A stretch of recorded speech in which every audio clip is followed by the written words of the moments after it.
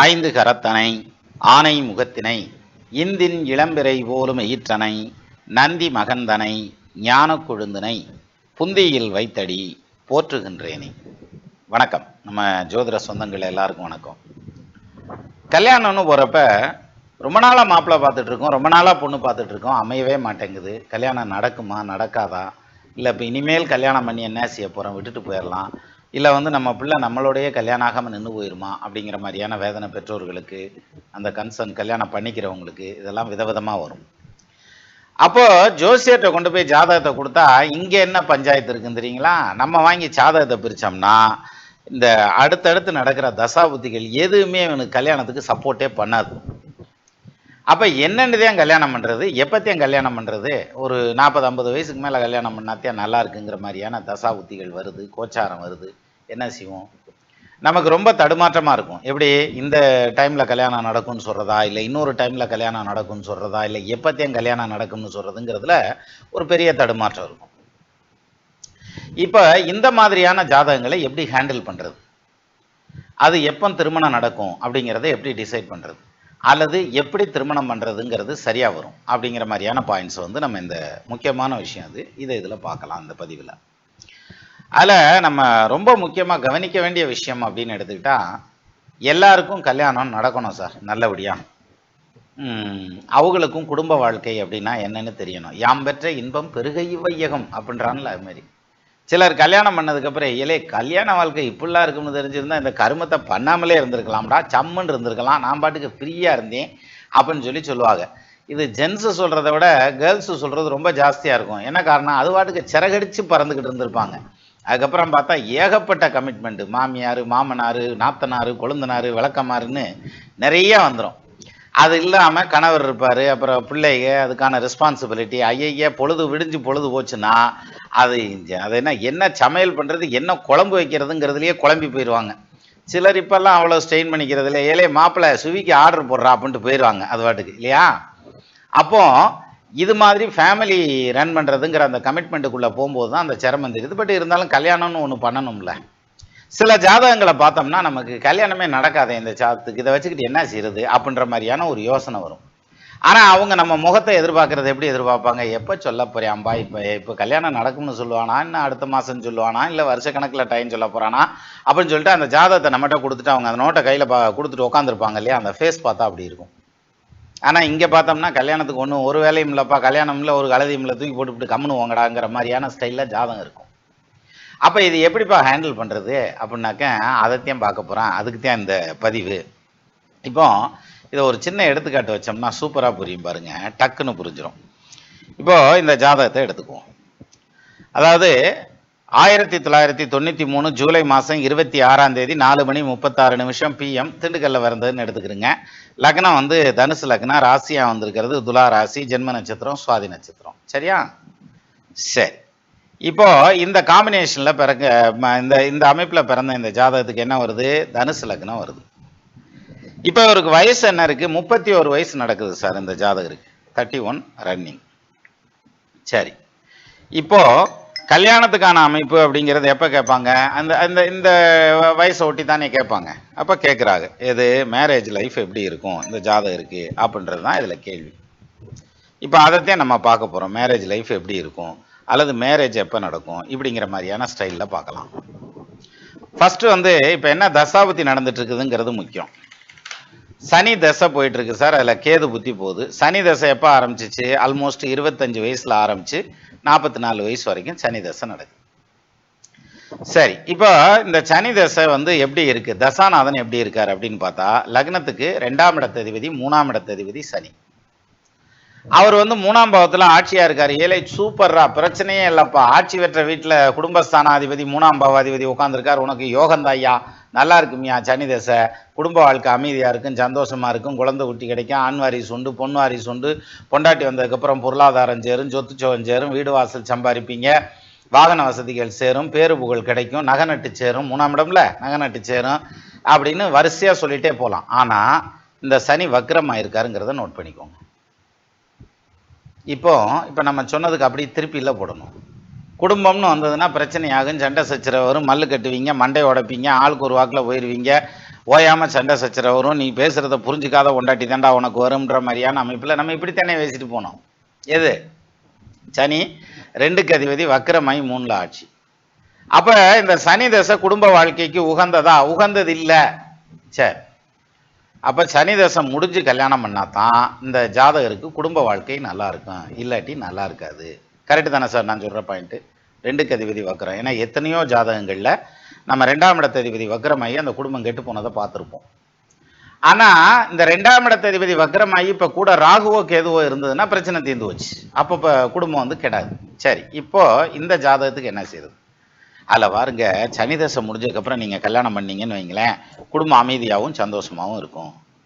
சரி, சனி தசை எப்போ ராசா முடியுது? நான் 44 வயசில் முடியுது. சரியா? 44 வயசுல பொண்ணு தேடினோம்னா பொண்ணு கிடைக்காது. இப்பயே வயசு வந்து 30+ ஆயிடுச்சு இல்லையா? அப்போ 44 வயசுல தான் சனி தசை முடியுதுன்னா அது வரைக்கும் பொறுமையாக இருக்க முடியும். சரிப்பா இருக்கம்யா, இல்லை அப்படியே பொறுமையாக இருந்தே கல்யாணம் பண்ணுறோம்னு வச்சுக்கையா. ஆனால் அடுத்து வர்ற தசை என்ன தசை ராசா? புதன் தசை. புதன் எங்கேயா உட்காந்துருக்காரு? லக்னத்துக்கு 7வது வீட்டில் உட்காந்துருக்காரு. ஆட்சி பெற்று நிற்கிறார், பத்திர யோகத்தில் நிற்கிறார், கேந்திர பலம் பெற்று நிற்கிறார், புதன் வலுவாக நிற்கிறார், எல்லாம் சரி. ஆனால் உபயலக்னமான தனுசுக்கு புதன் 7ல் ஆட்சியாகி நினைச்சுன்னா என்ன ஆகும்? குடும்பத்தை பிச்சு எறிஞ்சிட்டு போயிடும். அப்போது இந்த ஜாதகத்துக்கு சனி தசையை நடக்கக்கூடிய டைம்லையும் ஃபாலோ அப்பாக வரக்கூடிய புதன் தசையிலையும் நிச்சயமாக குடும்ப வாழ்க்கை நல்லா இருக்காது. இதுதான் மேட்ரு சார். 7ல் புதன் நின்று தசை நடந்துச்சுன்னா தாரதோஷம்ல, தாலியை கழட்டி காலில் கட்டி விட்டு போயிடுவாள்ல பொண்டாட்டி. அப்போது 40 வயது 44 வரைக்கும் 44 வரைக்கும் நடக்கிற சனிலையும் கல்யாணம் இல்லை, அதுக்கு அடுத்து வர்ற புதன்லையும் கல்யாணம் இல்லை. 58 வயசில் புதன் முடியுதா? எத்தனை வயசில் முடியுதுப்பா? இருப்பா, புதன் எப்போ முடியுதுன்னா ஆல்மோஸ்ட் 60 வயசு 4 மாதம், 60 வயசில் புதன் முடியுதுப்பா. அப்போ புதன் முடிஞ்சு கேது வரையில், கேது 6ல் ஆட்சி பெற்ற சுக்கிரனோட இருக்கார். அது நல்ல டைம்ப்பா. நீ வந்து கேது தசையில் கல்யாணம் பண்ணால் உனக்கு குடும்ப வாழ்க்கை அமைதியாக இருக்கும்.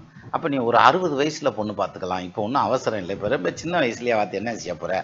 அது கல்யாணம் வேணாம், ஒரு கழுதையும் வேணாம்னு இப்படி சொல்லிக்கிட்டு இருந்தோம்னா எப்படி? அவருக்கும் கல்யாணம் நடக்கணும்ல சார். இது ஆம்பளை பிள்ளை ஜாதகம். ஒருவேளை பொம்பளை பிள்ளை ஜாதகமாக இருந்தால் பெற்றவங்க வந்து அனாதையாக விட்டுட்டு போயிட முடியாதுல்ல, யாராவது ஒருத்தன் கையில் பிடிச்சி கொடுத்துட்டு அவங்க நிம்மதியாக போவாங்க. அப்போ இந்த ஜாதகத்துக்கு எப்படி கல்யாணத்தை பற்றி டிசைட் பண்ணுறது? இங்கே பாருங்க, சனி தசை 19 வருஷம், புதன் தசை 17 வருஷம், 19 10 29 36 வருஷத்துக்கு வந்து கல்யாண தசையே இல்லை சனிலையும் புதன்லையும். அப்போ ஒரு 30 35 வருஷத்துக்கு கல்யாணம் பண்ணாமல் இருந்தால் எப்படிப்பா? ஆனால் அந்த ஜாதகர் கேட்டிருக்க கேள்வி கூட கமெண்ட்லதையும் கேட்டிருக்க கேள்வி கூட எப்போ கல்யாணம் நடக்கும்னு கேட்டிருக்காரு. அவரை சொல்லி தப்பு இல்லை. ஏன்னா 30 வயசு முடிஞ்சு 31 முடிய போகுது. எல்லா பேரும் கல்யாணம் பண்ணி அவன் பாட்டுக்கு 2வது உலகத்துக்கு இருக்கான். நம்ம இன்னமும் வந்து கல்யாணம் பொண்ணையாக காணமையா அப்படின்ற மாதிரியான அளவில் அவர் கேட்குற கேள்வி கரெக்டு. இது எப்படி ஹேண்டில் பண்ணுறது அப்படின்றது தான் இந்த இடத்துல. இங்கே பாருங்கள், சனி தசையில் இப்போ என்ன நடந்துட்டு இருக்குதுன்னு பாருங்கள். கேது புத்தி போயிட்டுருக்கும். எப்படி ஹேண்டில் பண்ணுறதுன்னு சொல்கிறேன். சனி தசை கேது புத்தி போதா? 2024 ஆகஸ்ட் மாதம் வரைக்கும் கேது புத்தி. அதுக்கப்புறம் சனி தசையில் சுக்கிர புத்தி போகும். இப்போ பாருங்க, சுக்கிரன் 11க்கு அதிபதியா அவர் உட்கார்ந்துருக்கிறதுங்கிறது வந்து செவ்வாய் சாரம் வாங்கி நிற்கிறாரா? செவ்வாய் 12ஆம் இடத்த அதிபதியும் கூட. அப்போ அயன சயன போகஸ்தானத்தை வலுப்படுத்துகிறார் யார்? சுக்கிரன். அப்போ சனி தசையில் இப்போ நடந்துட்டு இருக்க சனி தசையில் கேது புத்தி முடிஞ்சு சுக்கிர புத்தி வருது. 2024 ஆகஸ்டில் ஆரம்பித்து 2027 அக்டோபர் வரைக்கும் நடக்கக்கூடிய இந்த சுக்கிர புத்தியில் இந்த ஜாதகருக்கு திருமணம் நடக்கும். சரி, கல்யாணம் நடக்குறேட்டு. அப்புறம் நீ தான் முதவே சொன்ன குடும்ப வாழ்க்கை ஒன்றும் இல்லாமல் போகும், உருப்படாமல் போகும் அப்படின்ற மாதிரியான பாயிண்ட்லாம் சொன்னேன். அது நேச்சுரல் சார். குடும்ப வாழ்க்கையில் பிரச்சனை வரத்தையும் செய்யும். அப்போ டைவர்ஸ் ஆகுமா? ஆகும். இன்னொரு கல்யாணம் பண்ணலாமா? பண்ணலாம். அந்த 2வது கல்யாணத்தை எப்படி டிசைட் பண்ணுறதுங்கிற நம்ம தனியாக வீடியோ பார்த்தோம், அதனால் அது பிரச்சனை இல்லை. இப்போ இந்த கல்யாணம் உறுதியாக டைவர்ஸ் ஆகுதுன்னு தெரியுதுப்பா, சண்டை வருதுன்னு தெரியுது, பிரிஞ்சு போயிடுவாங்கன்னு தெரியுது. இப்போ இதை என்ன செய்யுது அப்படின்னா, இதில் வந்து நம்ம இதில் சொல்லுவாங்கல்ல, ஜோதிடத்தில் வந்து வாழை மரத்துக்கு தாலி கட்டி வெட்டி விடுறது அப்படின்னு சொல்லுவாங்க. அது ஒரு பரிகாரம். சிலருக்கெல்லாம் கரண்ட் மரத்துக்கு தாலி கட்டினாலுமே மறுதாலி கட்டித்தான் ஆகணும், அப்படி ஆயிரும். இது அந்த மாதிரியான அமைப்பு. அப்போ என்ன பண்ணணும் அப்படின்னா, நம்ம கட்டுற தாலியை 2வது தாலியாக கட்டினா அந்த குடும்பம் நின்றுது சார். நான் என்னுடைய அனுபவத்தில் பார்த்ததை சொல்கிறேன்.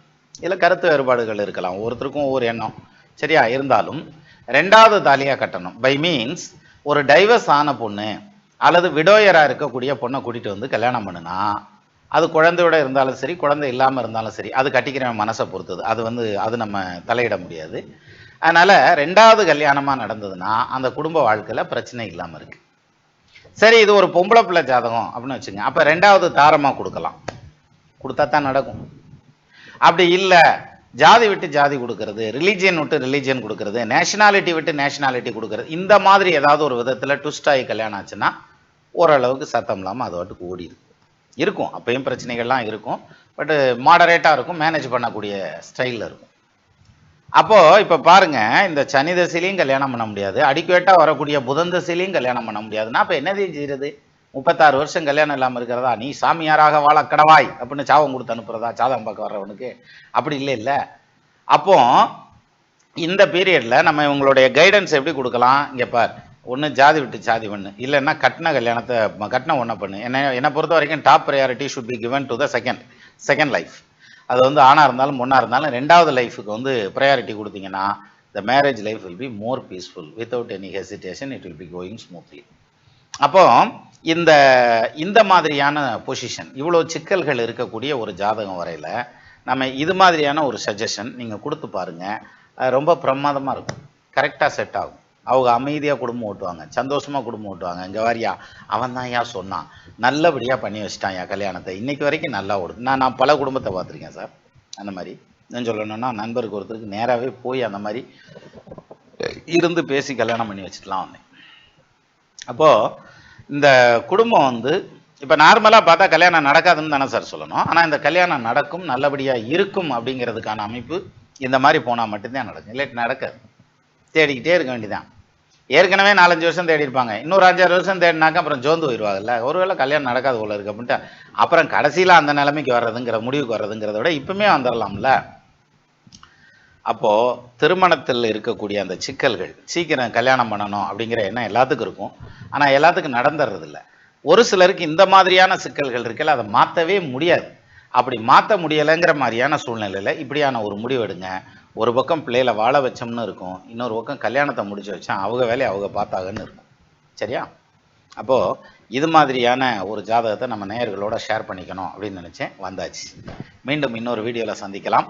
நமது நண்பர்கள் ஆள்போல் தழைதழைத்து அருகது போல் வேரூன்றி மூங்கில் போல் கிளைகிழைத்து முதியாமல் வாழ்ந்திருக்க வாழ்கவென வாழ்த்தி அமைகிறேன். வணக்கம்.